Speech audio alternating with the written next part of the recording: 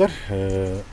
Бүгін 18 қазан Алматы облысы Талғар ауданы полиция департаментінде қамауда 15 күнге қамалған Думан Мұхаммедкәрімге келгенбіз. Ол бүгін 6-шы күн ашықта жатыр. Сол Думан Мұхаммедкәрімге келген бір журналистер, қоғам қайраткерлері, саясаткер, заңгерлер, солардың қолымызға бір хат түсті. Осы Думанның жазған хатын өзінің өтініші бойынша оқып берсек деген талаппен.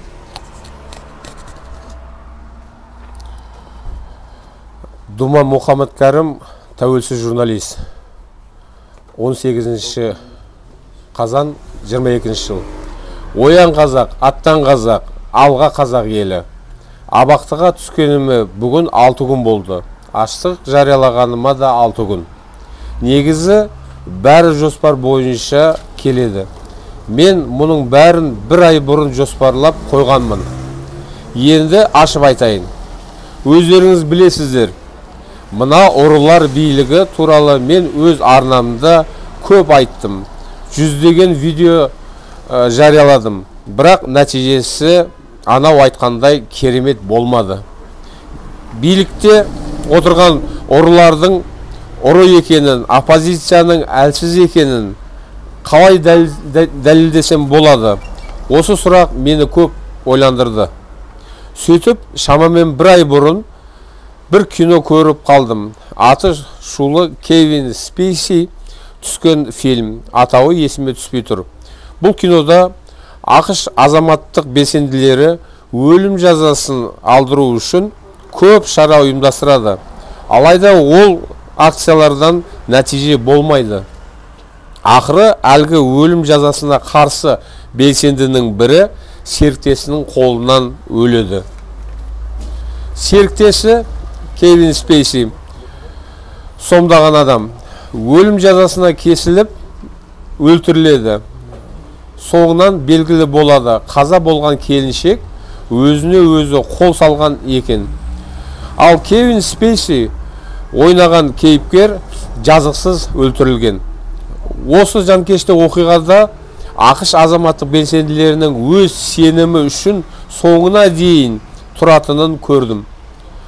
Біздің елде өз сенімі үшін соңына дейін тұратын адам бар ма? Қасықтай қаны қалғанша алысатын белсенді қайда? Бұл сұрақтар маған маза бермеді, көп ойландырды. Ақыры осы экспериментке нар тәуекел дедім де кірістім. Әуелі Қазақстан Республикасының Конституциясын, қылмыстық кодекс, әкімшілік кодекс сияқты нормативті құжаттарды аштым. Арасында Ғалым Нұрпейісов, Асылбек Қараев, Рысбек Сәрсенбайұлы сияқты ағаларыммен кеңестім. Олар әрине менің жоспарымды білмеді. Мынадай сөз қай заңға қайшы, бұлай етсем қалай деген сұрақтар қойдым. Журналист ретінде күнде қойылатын сұрақтар болған соң, ағаларым ойымды түсінбей қалғанына сенімдімін. Сөйтіп, заңдар лабиринтін айналып жүріп, қазанның 25 күні митингі туралы мәтін жаздым. Түсірдім, монтаждадым, жарияладым.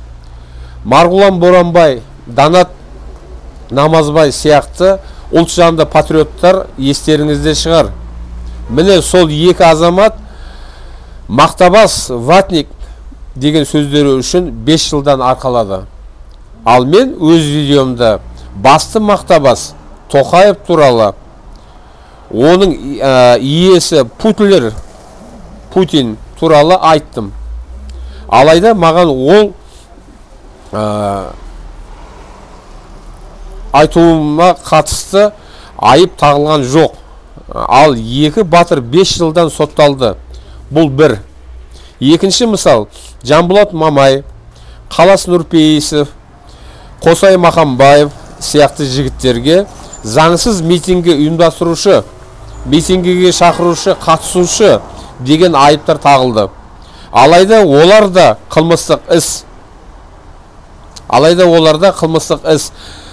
Маған да осыған ұқсас айып тақты, бірақ менікі әкімшілік іс. Олардың ісі айдан айға созылып келе жатқанына жарты жылдан асты. Ал менің ісім айналдырған 3 сағат ішінде тергеліп, дәлелденіп, прокурор заңды деп тауып отыр. Сот 15 тәулікке қамай салды. 17-10 ай 22 жылы күні өткен апелляциялық сотта өзгеріссіз қалды. Неге ұқсас айыптау, бірақ неге екі түрлі кодекс? Жаза түрі неге әр түрлі? Әлде мені 25 қазанға дейін шұғыл жабу керек болды ма? Жоқ, әлде Жанболат, Қалас, Қосай үшеуі шортанда думан шабақ па?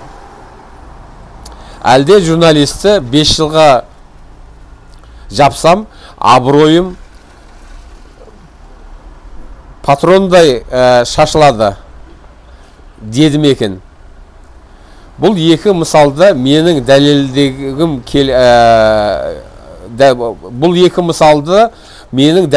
келді. Біздің елде бәрі фарс, біздің елде бәрі фальсификация екенін. Қараңыздар, кеше ғана Путинге қарсы шықты.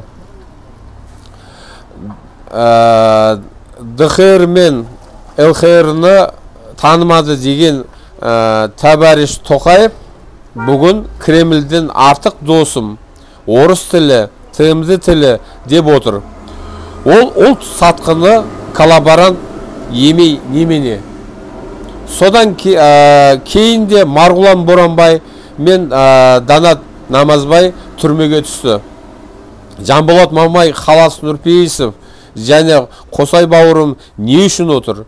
Олар өткені жүйеге қарсы тұрды.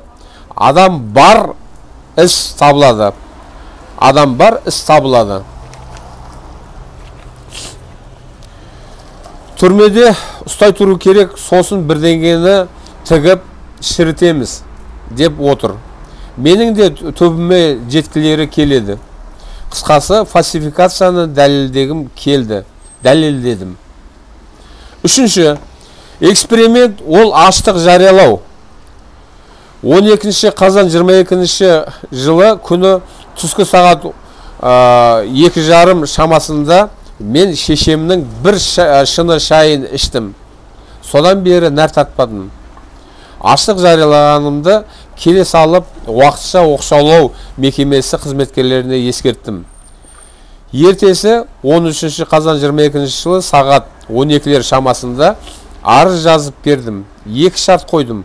Ол кезектен тыс президент сайлауын тоқтату және менің 15 тәулікке қамауымды заңсыз деп тану. Алайда олар қыңқ еткен жоқ. Негізі бұл 2 шарттың қабылданбайтынын білдім. Менің мақсатым камерада отырып прессаға мәлімдеме жасау еді. Журналистерді кіргізу үшін алдында әдейі күрделі шарттар қойып едім. Мойындаймын, бұл жоспарым іске аспай қалды. Алайда бұл негізі көздегенімді ашып берді. Біздің билік үшін халық деген тобыр. Ал тобыр топас. Біздің елде адамның құны жоқ. Үйім күйім жоқ. Бала шағамды асырай алмай жатырмын. Балаларымды терезеден лақтырып, артынан өзім секіруден басқа амалым қалмады дейме? Билік онда асырай алмайтының бар, неге бала табасың деп жауап береді. Ипотекамды төлей алмай жатырмын, өзімді өртегеннен басқа жолым жоқ дейме? Онда билік жағдайың жоқ болса, атаңның басына кредит аласың ба деп жауап береді. Сол сияқты аштық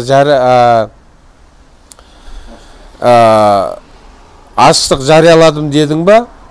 Онда билік өлетін күніңді ата-анаңа айтып қой. Сасытпай мәйітіңді алып кетсін дегендей болды. Яғни менің дәлелдегім келді. Біздің елде адам күл қоқыс дәлелденді. Осы жерде айта кетейін, мен өлмеймін, әлі күресуім керек. Сондықтан экспериментім мен ойлағандай шыққандықтан шыға салысымен аштықты доғарамын. Билікке бекер қуаныш сыйлағым келмейді. Бұл эксперименттің тағы бір мақсаты оппозицияны қалың ұйқыдан ояту. Оппозиция осы күнде мәміле іздейміз дегенді көп айтады. Ол Тоқаев бастаған биліктің революциялық жолмен емес, эволюциялық жолмен өзгеріс әкелу керек деген сөзіне ұқсас. Менің өз басым көзім жетті. Қазақстан сияқты Кремльдің ақпанынан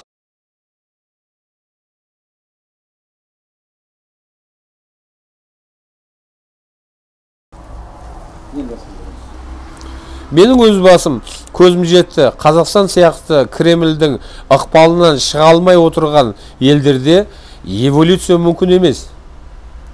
Өйткені біздің билікте өңірден шыққан неоандертальдар отыр. Бұл ұрылар билігінің араны ашылып кеткен. Аңсағандары ақша ғана. Өркениетті саналы билік болса эволюция мүмкін еді.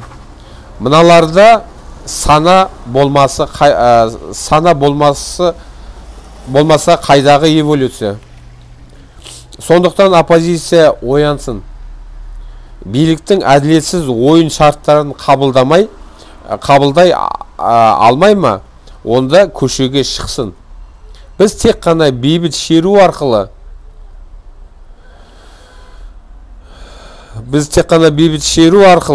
өзгеріс әкеле аламыз. Одан басқа жол жоқ. Назарбаевтың 30 жылында, Тоқаевтың 3 жылында оң өзгеріс болмады. Алдағы 7 жылда да ол өзгеріс болмайды, егер біз талап етпесек. Мен осы үндеуімнен кейін әлі ұзақ отыруым әбден мүмкін. Ол эксперименттің жалғасы болады. Нәтижесін сол кезде көреміз. Құрметті ағайын, мен үгіт жүргізбеймін, митингіге шақырмаймын.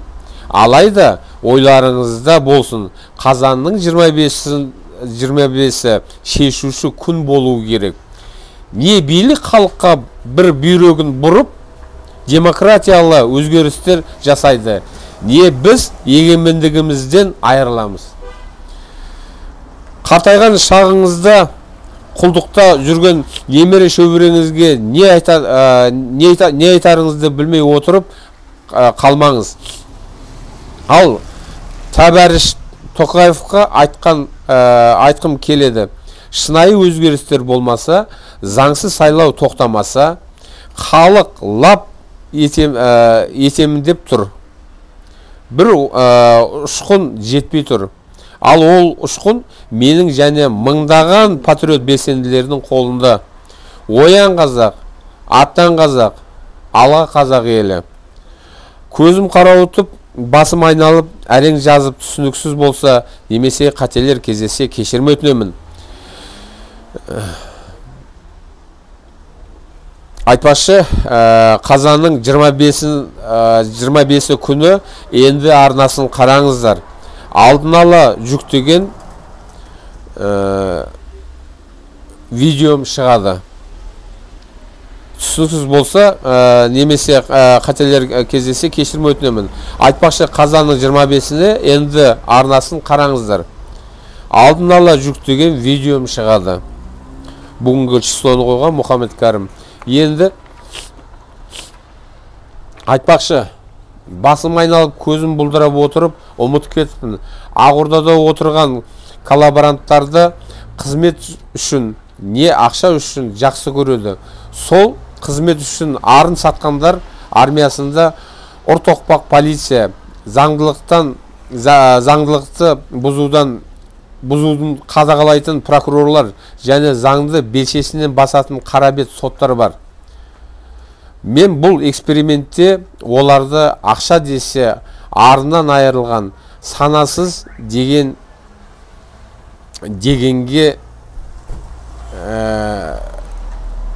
рас екенін дәлелдегім келген. Жоғарыда аталған 5 батыр, Шымкенттегі заңсыз сотталған 4 батыр, барлық аймақтарда қаңтар көтерілісі бойынша жалған айып тағылған және сот үкімін күтіп отырған, сондай-ақ менің ісім менің күдігімді дәлелдейді деп ойлаймын. Бұл санасыз дегенераттар Ақорданың нұсқауымен маған енді не істейді екен? Оны сіз де мен де біліп отырмыз. Түбі біз жеңіске жетеміз. Қағазда қолыңызға алыңыздар,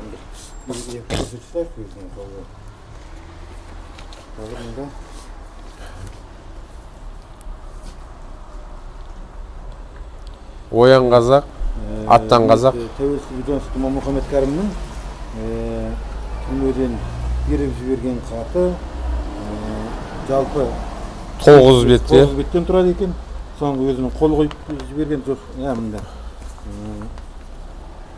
Мұнда тұр міне өзінің бүгін 18:10, 20:22, 10:17 өткенде сонда жазған өзінің қолы қойылған. Құрметті ағайын, біз енді тәуелсіз журналистің беріп жіберген аманатын орындадық. Әрі Алла берсе қазір тамақ алып барып, жаңа өзінің сөзінде айтқандай, осы хат әлеуметтік желіге жарияланғаннан бастап мен аштықты доғарам деген екен. Енді біз Тұман Мұхаммед Кәрімға қазір ас ауқат алып баратын боламыз. Өтініш жасаған, тарқатып отырсын. Ары қарай осы дүниені Тұман Мұхаммед Кәрімнің өзінің өтініші бойынша ары қарай бейнені бөлісіп тарқата отырыңыздар. Келесі кездескенше аман сау болыңыздар. Сөз соңында тағы да Тұман Мұхаммед Кәрімге бостандық сұраймыз.